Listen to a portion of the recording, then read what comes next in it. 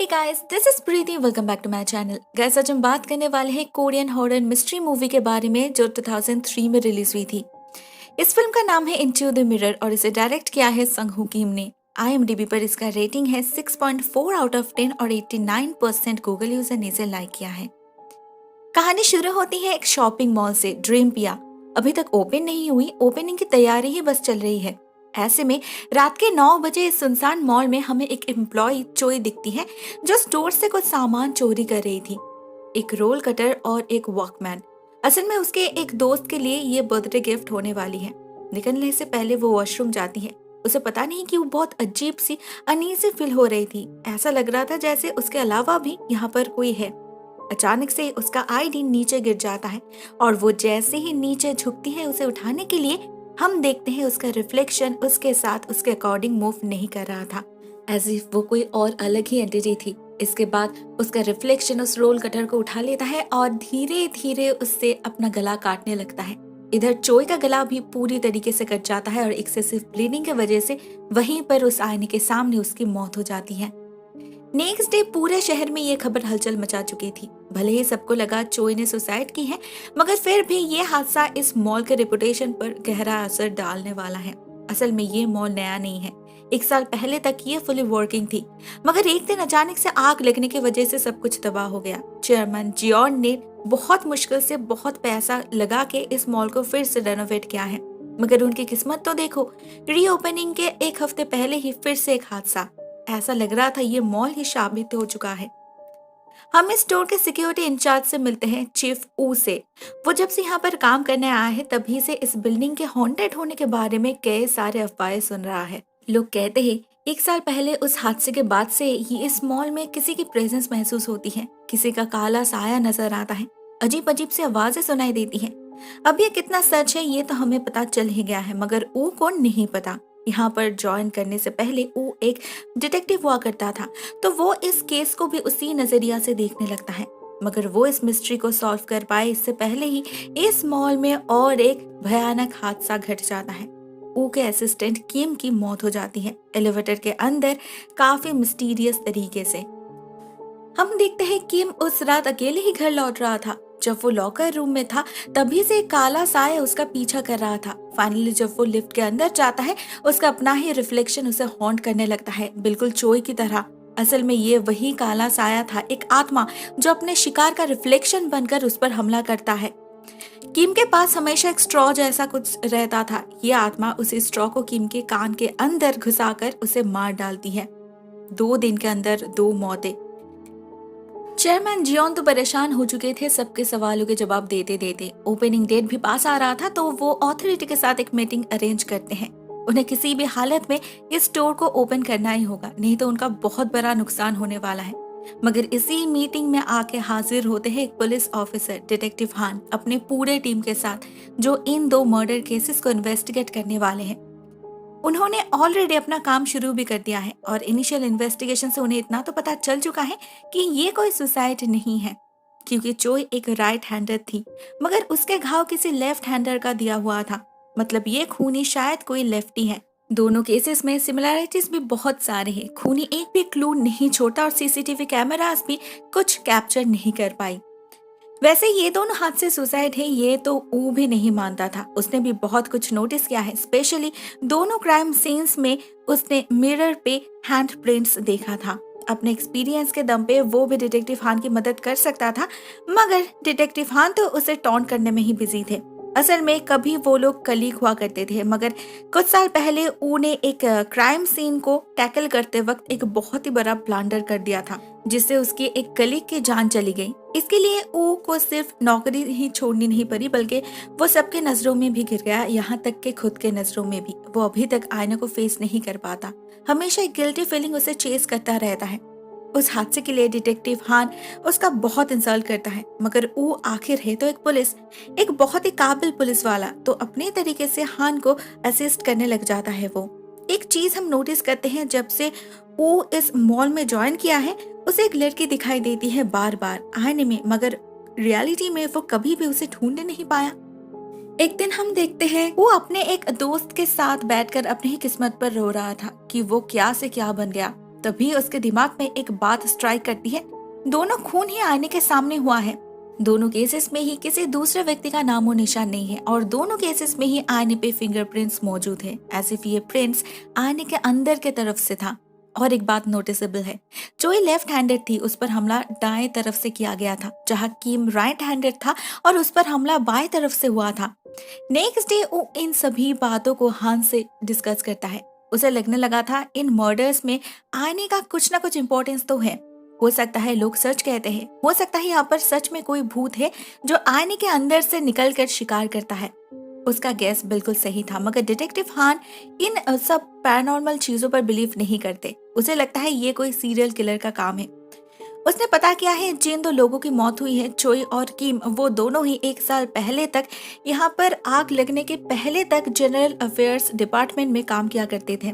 उनके साथ और 3 लोग भी थे, इम, बेक और ली जोंग हुन। इनमें से ली की मौत उसी एक्सीडेंट में हुई थी। इम तो उस हादसे के बाद ही काम छोड़कर चला गया। बाकी रह गया था बेक, जो आज ही ज्वाइन करने वाला है। डिटेक्टिव हान को लग रहा था इन मर्डर्स के साथ इस डिपार्टमेंट का कोई ना कोई कनेक्शन तो है। खूनी सिर्फ इसी डिपार्टमेंट को क्यों टारगेट बना रहा था। डिटेक्टिव हान और ऊ उसी वक्त बेक को मिलने जाते हैं, मगर पता चलता है वो अपने गाड़ी में कुछ भूल गया था, इसीलिए वो उसे लाने गया है पार्किंग लॉट में। तो ये दोनों पार्किंग लॉट की तरफ बढ़ने लगते हैं। उनका मन कह रहा था उसकी जान खतरे में है। उधर पार्किंग लॉट में हम देखते हैं उनका गेस बिल्कुल सही था। बेक गाड़ी के अंदर बैठ के फोन पर किसी से झगड़ रहा था। अचानक से गाड़ी का दरवाजा बंद हो जाता है, विंडोज भी लॉक्ड हो चुकी थी और हमें गाड़ी के बैक सीट में एक लड़की दिखती है। ये वही आत्मा थी। बेक भागने की कोशिश करता है, गाड़ी से निकलने की कोशिश करता है, मगर तभी खिड़की के कांच के अंदर से एक हाथ निकलकर उसके हाथ तोड़ देता है। और जब डिटेक्टिव हान ऊ के साथ यहाँ तक जा पहुंचते हैं, उन्हें बेक की सिर्फ लाश मिलती है। उसकी आंखें खुली थी, जैसे बहुत ज्यादा डर की वजह से उसकी मौत हुई है। लेकिन जो वो नहीं देख पाता वो ये है, उस गाड़ी के खिड़की पर भी एक हाथ का निशान था। डे बाय डे ये मामला बहुत ही ज्यादा उलझता ही जा रहा था। तो डिटेक्टिव हान इस मॉल को कम्प्लीटली बंद करने का ऑर्डर देता है। उधर ऊ की नजर पड़ती है एक लड़की के ऊपर, जो दूर से ही उन पर नजर रख रही थी। ऊ को देखकर वो भागने लगती है, मगर ऊ उसे रोक लेता है। उसका कैमरा छीन लेता है और उसका आईडी कार्ड भी, मगर उसे पकड़ नहीं पाता। वो जैसे हवा में गायब हो जाती है। जाने से पहले वो सिर्फ इतना कह जाती है कि जो दिखाई देता है वो हमेशा सच नहीं होता। वो इस लड़की को ढूंढने के लिए सीसीटीवी फुटेजेस सर्च करता है। उसे एक बहुत ही अजीब सिनेरियो दिखता है। वो देखता है ये लड़की रिसेप्शन के पास खड़ी थी, मगर वो जैसे धीरे धीरे आईने के पीछे छुप गई, ऐसे वो आईने में ही घुस गई। वो उसका आईडी कार्ड भी चेक करता है, मगर ये नाम तो फेक था। चेयरमैन जॉन का भरोसा ऊपर से उठने लगा था, मगर डायरेक्टर चोई अभी भी उसकी काबिलियत की तारीफ किया करते थे। डायरेक्टर चोई ने ही उसे सिक्योरिटी इंचार्ज बनाए थे, क्योंकि वो ऊ को पर्सनली जानते थे, उसकी गलती को भी। तो उन्हें लगा शायद इसे एक और मौका देना चाहिए। इवन वो ऊ को अपनी गन भी रखने के लिए देता है, अपने प्रोटेक्शन के लिए। उस दिन ऊ बैठे बैठे इसी गन को देख रहा था। उसके सामने आईना था जिसे वो फेस नहीं कर सकता, तो वो मुंह से हवा ब्लो करके आईने को ब्लर कर देता है। मगर जैसे ही वो पीछे मुड़ता है, वो देखता है उस पर कोई 805 लिखकर चला गया था। एट द सेम टाइम उसे ये भी पता चलता है किम अपने मौत के वक्त इस बिल्डिंग के इवेंट हॉल की ब्लूप्रिंट कैरी कर रहा था, मगर क्यों? नेक्स्ट डे जब वो अपने अंकल से मिलकर लौट रहा था, उसकी नजर पड़ती है लॉबी में रखे एक फोटो फ्रेम के ऊपर। इस तस्वीर में वही लड़की थी।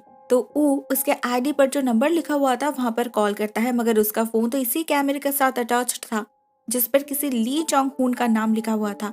ये तो वही लड़की थी जिसकी मौत 1 साल पहले आग लगने के कारण हुई थी। डिटेक्टिव हान तो इसे ही ढूंढ रहे थे, मतलब ऊ एक आत्मा को देख रहा है। ऊ नेक्स्ट डे ही इस आईडी कार्ड पर जो एड्रेस लिखा हुआ था उस घर में जा पहुंचता है। ये घर देखने में बहुत ही अजीब था, चारों तरफ सिर्फ मिरर ही मिरर्स थे और वहां ऊ को फिर से एक बार वो लड़की दिखती है, मगर ये कोई आत्मा नहीं थी। वो ली जोंग हुन की ट्विन सिस्टर ली जी हुन थी और उसका मानना था उसकी बहन अभी भी जिंदा है इन आईने के अंदर। उधर डिटेक्टिव हान जनरल अफेयर्स डिपार्टमेंट के और एक एम्प्लॉय इम को ढूंढ निकालते हैं जो भाग चुका था, मगर उसके घर जाके पता चलता है कि वो पूरी तरीके से पागल हो चुका है। उसे आने से डर लगता है और वो हमेशा किसी लड़की के बारे में कहता रहता है जो उसे मारने वाली है। उन्हें ली जोंग हुन के बारे में भी कुछ इम्पोर्टेंट पता चलता है। बात यह है उसके परिवार में उसकी ट्विन सिस्टर जी हुन के सिवा और कोई नहीं है, वो भी बेचारी मेंटली अनस्टेबल है।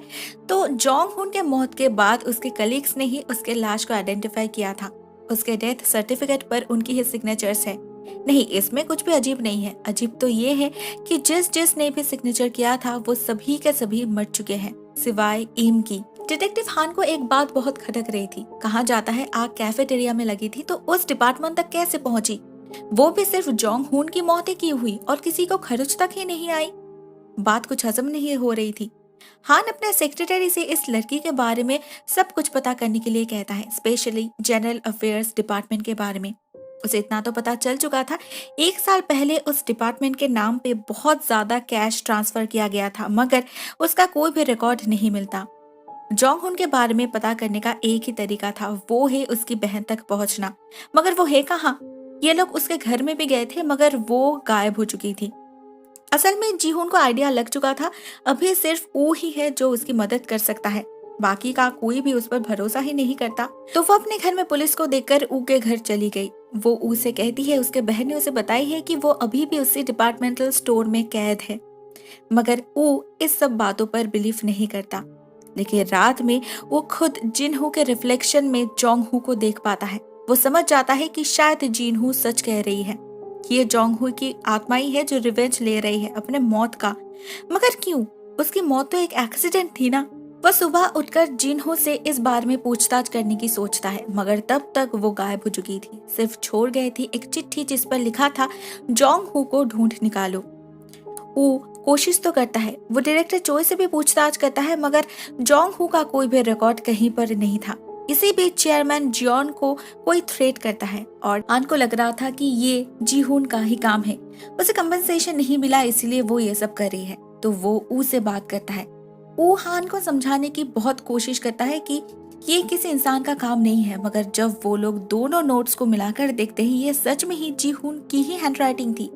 तो बस डिटेक्टिव हान 2 और 2 मिलाकर 4 कर देते हैं और जीहुन को दोषी करार दे के अरेस्ट कर लिया जाता है, क्योंकि रात में वो सच में ही चेयरमैन जियोन के साथ पार्किंग लॉट में दिखी थी। भले ही इंटरोगेशन में वो बार बार ये कह रही थी कि वो चेयरमैन से अपने बहन के बारे में पूछने गई थी, इसके अलावा उसे और कुछ नहीं पता। मगर डिटेक्टिव हान को तो ये केस क्लोज करने की जल्दी थी। उसे डायरेक्टर चोई से पैसा जो मिला था और इसी केस पर उसका प्रमोशन भी डिपेंडेंट था। वो इस बात से बहुत ज्यादा नाराज हो जाता है और वो दारू पीकर हान पर बहुत चिल्लाता है। कैसे वो किसी भी प्रॉपर सबूत के बिना किसी भी बेगुनाह पर ऐसे इल्जाम लगा सकता है। हान भी उसका बहुत इंसल्ट करता है और बातों बातों में हमें पता चलता है ऊ के लाइफ के उस डार्क सीक्रेट के बारे में। असल में उस दिन वो अपने टीम के साथ एक शूट आउट में था। वहाँ एक क्रिमिनल ने उसके कलीग को हॉस्टेज बना लिया। ऊ को लगा वो उसे मार सकता है, निशाना उसके रेंज के अंदर ही था। वो शूट भी करता है मगर वो आदमी नहीं मरता, क्योंकि ऊ ने उसे नहीं आईने में उसके रिफ्लेक्शन को शूट किया था। इससे वो आदमी नाराज होकर उसके कलीग को मार डालता है। इस हादसे की वजह से अभी भी ऊ के लेफ्ट हैंड पर एक घाव है जो उसे इसी हादसे की याद दिलाता है। साथ में हर रात के नाइटमेयर्स तो है ही। उसे बिल्डिंग से निकाल दिया जाता है और वो रोड साइड एक शेल्टर पर जाके रोने लगता है। उसके पीछे एक शाइनी सरफेस था जहाँ उसका एक क्लियर रिफ्लेक्शन बन रहा था, जो उसके अनजाने में ही उससे अलग होकर किसी और काम को पूरा करने निकल पड़ता है। हम देखते हैं वो ईम के घर जाता है और उसे शूट कर देता है। ये बंदूक डायरेक्टर चोई की थी, मगर उस पर फिंगरप्रिंट्स तो ऊ की थी, तो सबको लगा खून उसने ही किया है। सभी उसे ढूंढने लग जाते हैं, मगर इस सब से अनजान ऊ निकल पड़ा था अपने काबिलियत को साबित करने, प्रूफ करने। उस दिन उसे आईने में जो 805 लिखा हुआ मिला था, बिल्कुल वैसा ही उसने जीहुन के घर में भी देखा था। इसका कुछ तो मतलब होगा। उसके घर से ही ऊ को उसके हॉस्पिटल के बारे में पता चलता है। वो वहां जाता है और डॉक्टर से जीहुन के बारे में पूछताछ करता है। क्या वो सच में उतना पागल है जितना लोग उसे समझते हैं? और डॉक्टर से उसे जीहुन के बारे में जितना कुछ पता चलता है, जो मेडिकल रिपोर्ट्स उसे दिखाई जाती है, वो सब कुछ अपने पास ही रख लेता है। वहां उसे कुछ लॉकर्स दिखाई देती है। उन्हें देखकर ऊ को ख्याल आता है 805 किसी लॉकर का नंबर हो सकता है, मगर यहाँ पर तो सिर्फ 400 तक ही था। तो वो ध्यान लगाकर सोचता है और उसे पता चलता है इस नंबर को बाहर से नहीं, आईने के अंदर से लिखा गया है, मतलब इसे उल्टा पढ़ना होगा। ये 805 नहीं 208 है। उस डॉक्टर की मदद से ऊ उस लॉकर को ढूंढ निकालता है। अंदर से उसे जोंग हू का अकाउंट बुक और एक तस्वीर मिलती है। एक काफी यूनिक पिक्चर थी ये। जहां फोटोग्राफर का फेस भी फोटो में कैप्चर हुआ था। उस पर लिखा हुआ था आई वॉज हियर। इसे देखकर ऊ को याद आता है जिन्हों ने भी उसे ऐसा ही एक फोटो दिया था। उस फोटो में भी एक रिफ्लेक्शन है जो जरूर उस फोटोग्राफर का ही होगा। वो उसी वक्त पुलिस स्टेशन भागता है जीहुन से पूछने इस फोटो को क्लिक किसने किया था, और वहां पर खुलता है इस फिल्म का असली राज। जीहुन कहती है ये डायरेक्टर चोई है। उसके बहन के साथ उसका अच्छा खासा रिलेशनशिप था। वो जोंगहो के बैंक अकाउंट के थ्रू ही पैसा सप्लाई किया करता था, इसीलिए जनरल अफेयर्स का कोई भी कैश फ्लो हान को नहीं मिला। सारे डिटेल्स तो इस अकाउंट बुक में है। धीरे धीरे सब कुछ उसे पता लगने लगा था। अभी सिर्फ सबूत कलेक्ट करना ही बाकी था, मगर इससे पहले ही डिटेक्टिव हान उसे अरेस्ट कर लेता है ईम के मर्डर के जुर्म में। हान से डायरेक्टली कहता है कि डायरेक्टर चोई ने ही जोंग हुन का खून किया है। जोंग हुन की मौत उस एक्सीडेंट में नहीं हुई, उसकी लाश अभी भी उसी स्टोर में कहीं है और वो ही इन लोगों को मार रही है बदला लेने के लिए। उसके कॉन्फिडेंस को देखकर डिटेक्टिव हान को भी शक होता है। वो मॉर्ग में जाकर उस फायर विक्टिम की रिपोर्ट्स को चेक करता है। उसका ब्लड ग्रुप तो ए पॉजिटिव है, इधर जीहून का है ए बी पॉजिटिव। ये कैसे हो सकता है? अगर ये लाश जोंगहू की होती तो उसका भी तो ए बी पॉजिटिव ही होना चाहिए था। दूसरी तरफ हमें पता चलता है आखिरकार चेयरमैन जियोन ने हार मान ही लिया। वो और लॉसेस से डील नहीं कर सकते थे। इस स्टोर में एक के बाद एक खून हो रहा था तो कोई अंदर आना ही नहीं चाहता था। रीओपनिंग के दिन भी लोगों को काला साया नजर आया। भागा दौड़ी में बहुत लोग इंजर्ड हुए। इसके बाद उनके अंदर और हिम्मत ही नहीं बची थी, तो वो इस कंपनी को बेच देते हैं। और खरीदता कौन? डायरेक्टर चोई। हाँ, वो अभी इस ड्रीम पिया का मालिक बन चुका था जिसके लिए उसने इतना सब कुछ किया। डिटेक्टिव हान सब कुछ समझ पा रहा था। सारे विक्टिम्स के लास्ट कॉल डायरेक्टर चोई के नंबर पे ही था। उस लड़की के क्राइम सीन से जो फोटो ली गई थी उस पे रिफ्लेक्शन वाले रोल कटर पे खून लगा हुआ था, रियलिटी में नहीं। अगर जीहुन पागल है, झूठी है, तो उसे कैसे चोई का नाम पता हो सकता है जहाँ चोई जोंग हुन को जानने से ही इनकार कर रहा था? बहुत कुछ गड़बड़ है। हान को पता है मगर वो कुछ नहीं कर पा रहा था क्योंकि उसके पास सबूत नहीं है। तो फाइनली वो को जेल से आजाद कर देता है। अभी ही है जो उसे रास्ता दिखा सकता है। चेयरमैन चोई को कॉल करके ड्रीम पिया में बुलाता है, ये कहकर कि उसके पास जोंगहू का अकाउंट बुक है। चोई तो डर जाता है कि अगर प्रेस के पास ये सबूत चला गया तो वो तो बर्बाद हो जाएगा। सबको पता चल जाएगा कि वो पिछले कई सालों से इस मॉल को खरीदने के लिए लोगों को पैसा खिला रहा था जनरल अफेयर्स के थ्रू। ली जोंग हुन उसकी कैशियर हुआ करती थी। उसे सब कुछ पता था, मगर बीच रास्ते में उसने चोई का हाथ छोड़ दिया, बिट्रेयल कर दिया, ब्लैकमेल करने लगी। मजबूरन चोई को भी उसे मारना ही पड़ा। उसके बाद इस मॉल को जला दिया, एक दूसरी लाश को लाकर फेंक दिया फायर विक्टिम के नाम से। जनरल अफेयर्स के बाकी लोगों को पैसा खिलाकर खरीद लिया जिससे सभी उस लाश को ली जोंग हुन का नाम दे दे। इसीलिए जोंग हुन ने उन्हें भी मार डाला। चोई ने असली लाश को तो इसी इवेंट हॉल के किसी कोने में छुपा दिया था। उसे पता था बाद में वो ही इसका मालिक बनने वाला है, तो वह इस इवेंट हॉल को अपने तरीके से डेकोरेट करने लगा। इसीलिए उस रात चोई ने किम को इवेंट हॉल की ब्लूप्रिंट लाने को कहा था, मगर वो लाश एक्चुअल में है कहाँ? वो जीहुन को लेकर इवेंट हॉल में जा पहुंचता है। अचानक से ही उसके पेंडेंट में आवाज होने लगती है, रिंग होने लगती है। जीहुन कहती है उसके बहन ने उसे ये दिया था, दोनों के पास सेम ही प्रोडक्ट है। इस टाइम पर जोंग हुन उसे हमेशा कॉल किया करती थी, इसीलिए ये अभी बच रही है। वो इस पेंडेंट को स्टॉप कर देता है, मगर इसका ट्विन पार्ट यहीं पर कहीं और से बच रही थी। उस आवाज को फॉलो करके वो लोग एक आईने के सामने जाकर पहुंचते हैं और इस कांच को तोड़ते हैं। अंदर उन्हें जोंग हुन की लाश मिलती है। इतने में चोई भी वहां पर जा पहुंचा था। गुस्से में जीहुन उस पर हमला कर देती है, मगर चोई उल्टा उसे ही मारकर बेहोश कर देता है। वो और चोई में हाथापाई शुरू हो गई। चोई ने उसे गन पॉइंट पे ले लिया, मगर तभी फॉर्चुनेटली डिटेक्टिव हान वहां पहुंच गए। वो उसे बंदूक फेंकने पे मजबूर कर दिया और शायद वो सब कुछ संभाल भी लेते, मगर तभी फिर से एक बार जीहुन चोई पर हमला कर देती है। इससे मामला पूरी तरीके से पलट जाता है। चोई फिर से बंदूक उठा लेता है, को शूट करके साइड कर देता है और हान को गन पॉइंट पे ले लेता है। कुछ देर के लिए बेहोश हो गया था। वो एक आईने के सामने जाकर गिरता है। बहुत खून बहने लगा था उसके शरीर से, मगर वो हार नहीं मानता। सेंस लौटते ही वो फिर से हान को बचाने के लिए भागता है। इस बार की सिचुएशन भी बिल्कुल उस शूटआउट की तरह ही थी। चोई को लगा ये पागल फिर से आईने पे ही शूट करेगा, मगर ऐसा होता नहीं। अब तक तो ऊ को भी पता चल चुका था रियलिटी और रिफ्लेक्शन के बीच डिफरेंसेस के बारे में, तो वो चोई के हाथ पर शूट करता है। इससे हाथ बच तो जाता है मगर वो बेहोश हो चुका था। ऊ अकेले उल्टे हालत में और संभाल नहीं पा रहा था। चोई भागने की कोशिश करता है तो इस बार जोंग हुन ही अपनी असली रूप में अपने खूनी का सामना करने आती है। वह अपनी बहन के रिफ्लेक्शन से निकलकर चोई पर हमला कर देती है और ऊ के सामने ही उसे मारकर फिर से आईने में घुस जाती है। ये एक खून था मगर देखने में ऐसा लग रहा था कि एक कांच के उस पर गिरने से ही चोई की मौत हुई है, बिल्कुल एक एक्सीडेंट की तरह। फाइनली डिटेक्टिव हान ऊ को हॉस्पिटलाइज करते हैं। उसे गोली लगी थी तो घायल तो वो बहुत ही ज्यादा हुआ था, मगर कुछ ही दिन के अंदर उसे हॉस्पिटल से डिस्चार्ज भी किया जाता है। वो बाहर आ जाता है मगर बाहर की ये दुनिया उसके लिए बिल्कुल नई थी। उसे अपने सामने सारे लिखावट ही उल्टी लग रही थी।